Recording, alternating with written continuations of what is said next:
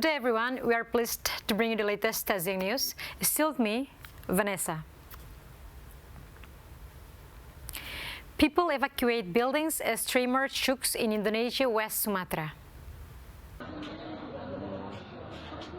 Indonesia's Meteorological, Climatology and Geophysical Agency says a 6.3 magnitude earthquake struck off the coast of Indonesia's West Sumatra province. The agency adds that no tsunami warning has been issued for the earthquake, which occurred more than 100 kilometers or 62 miles from land and at a depth of 10 kilometers or 6 miles.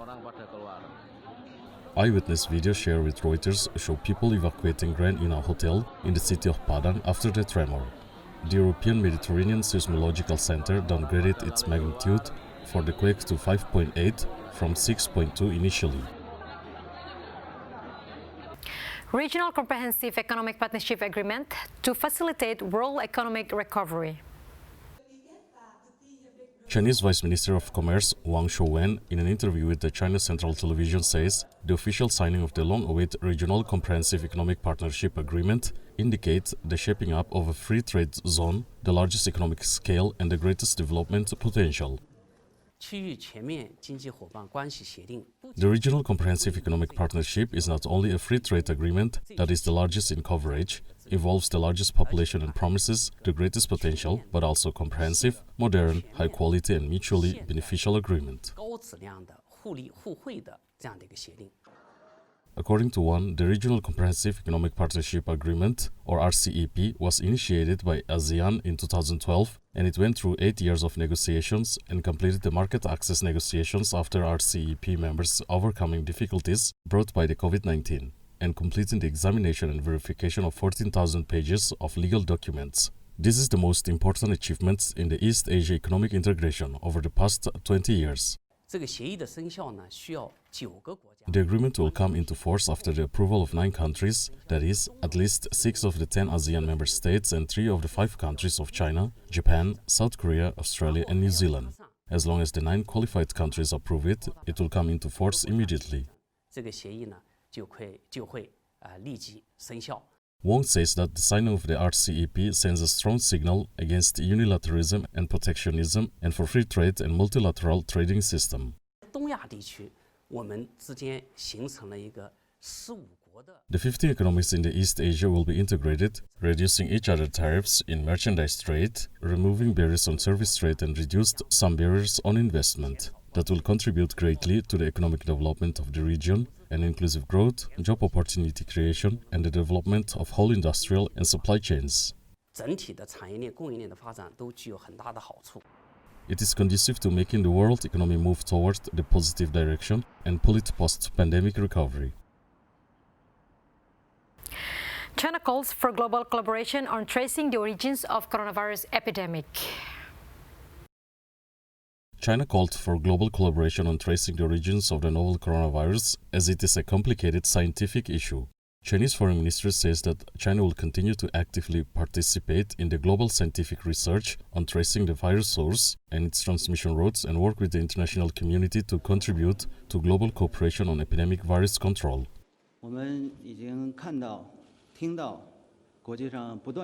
We have seen repeated reports around the world on when and where the novel coronavirus broke out.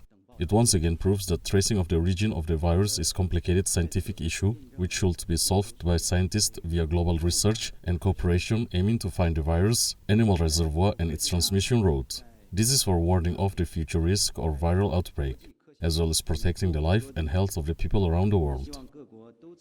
Tracing the virus source is a process of continuous development that may involve multiple countries and regions. We hope that all countries will adopt a positive attitude and strengthen the cooperation with the World Health Organization and others to promote the global work of tracing the virus source.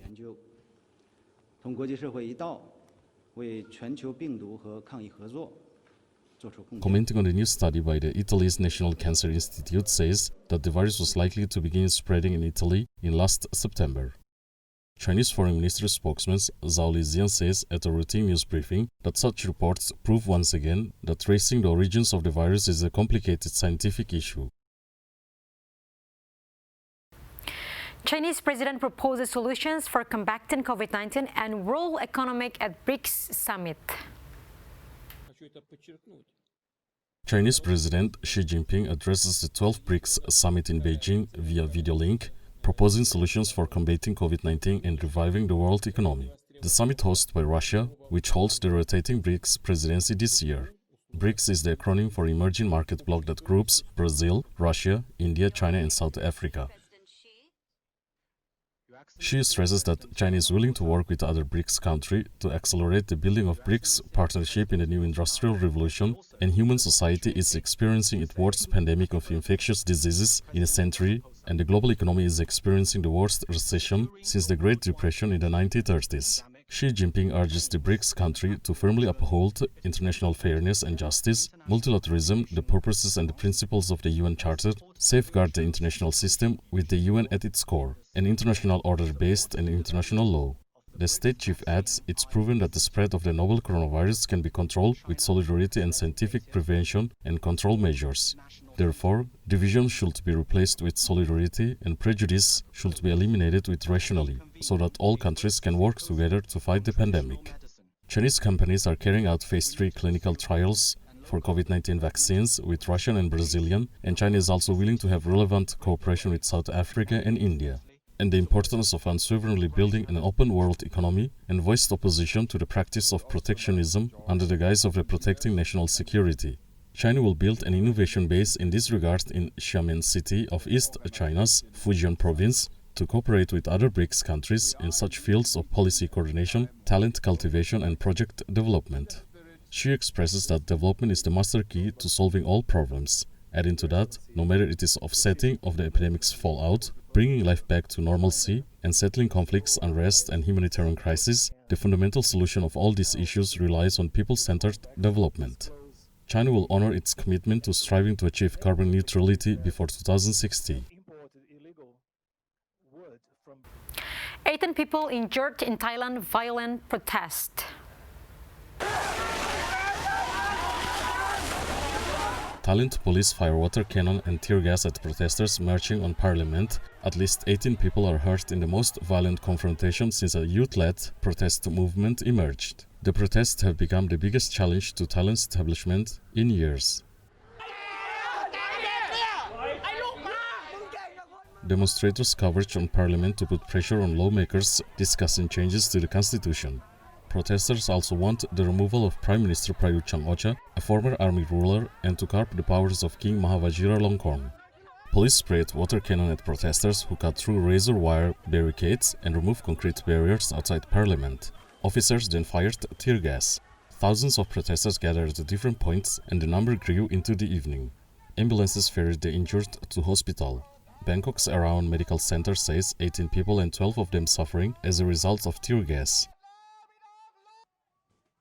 Some protesters scuffled with dozens of yellow-shirted royalists who had remained behind after an early demonstration by hundreds of Thais calling on lawmakers not to make changes to the constitution. Protesters say they do not want to abolish the monarchy. South Korea's two biggest airlines set to merge after suffering from the COVID-19 pandemic.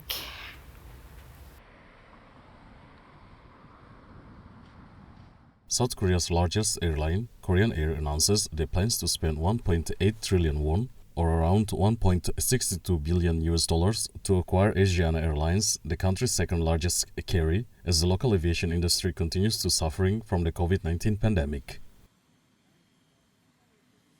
According to the filings, Korean Air will acquire 30.77% of Asiana's shares from creditors, including Korea, the is already struggling financial situation.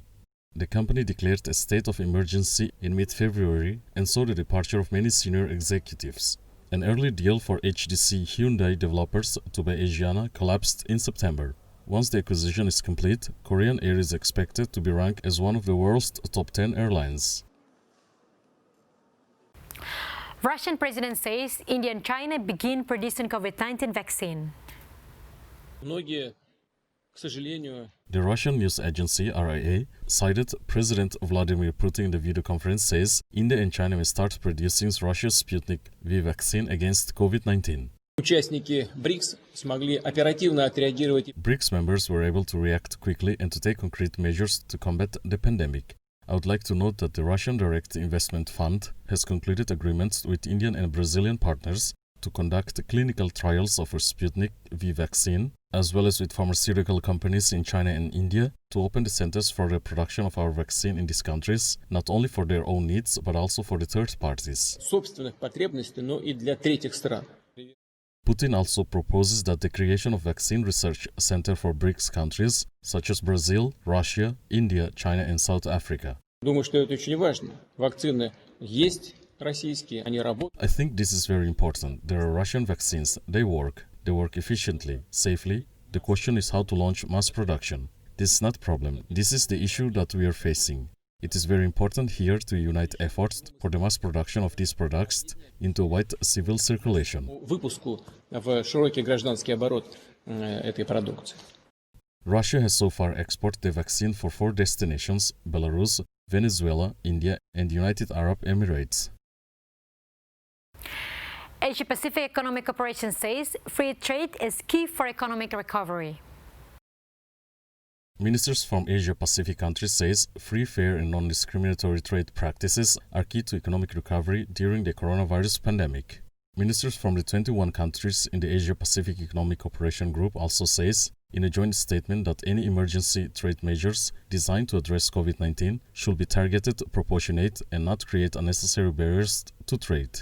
First, we recognize the importance of a free, open, fair, non-discriminatory, transparent, and predictable trade and investment environment to drive economic recovery at such a challenging time.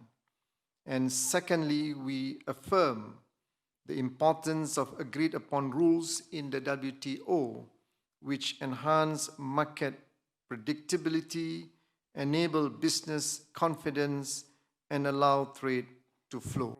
APEC members last issued a joint ministerial statement in 2017 after disagreement derailed discussion in Papua New Guinea in 2018 and deadly riots forced host Chile to cancel last year's summit.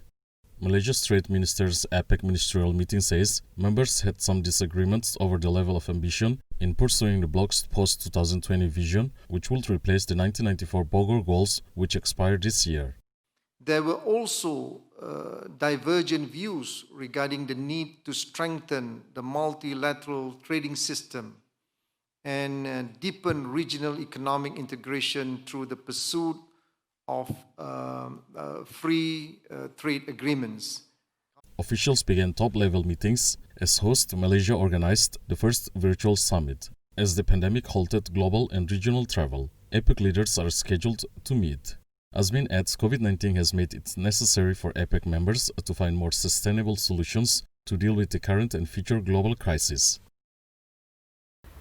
South Korea's Minister of Transport displays drone taxis that can carry 2 people.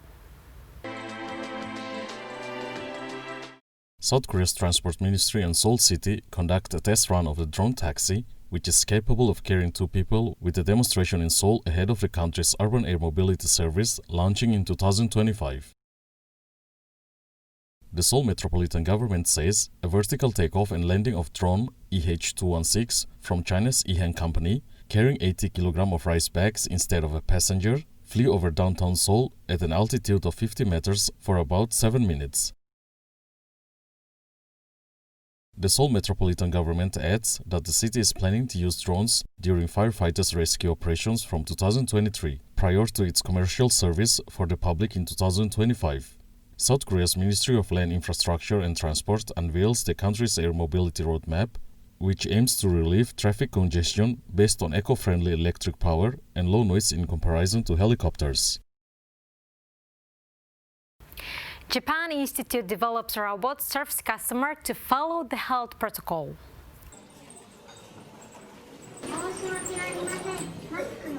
A Japanese institute rolls out a robot to ensure that people abide by social distancing measures in a social experiment in a football club shop in Osaka amid the coronavirus pandemic. The robot dubbed Robovi are developed by Kyoto-based Institute Advanced Telecommunication Research. The development of Robovi is part of research to establish a society where people and robots coexist.